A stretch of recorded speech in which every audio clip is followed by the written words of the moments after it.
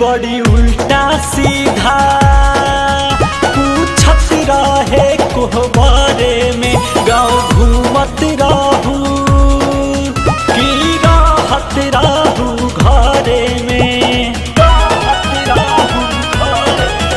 बड़ी उल्टा सीधा पूछत रहे कोहबरे में गाँव घूमत रहू की रहत रहू घरे में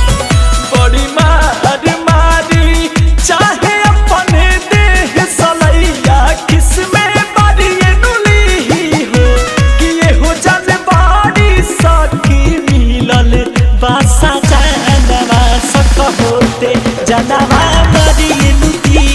हो कि ये हो जन बाड़ी सखी मिलल बासा जानवा सक होते जनवा हमारी नुती हो।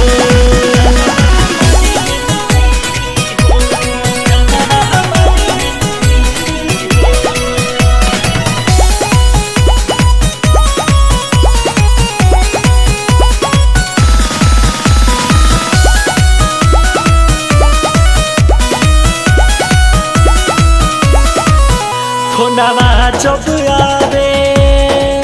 पूछे ना हमर मारादा झूठ कबले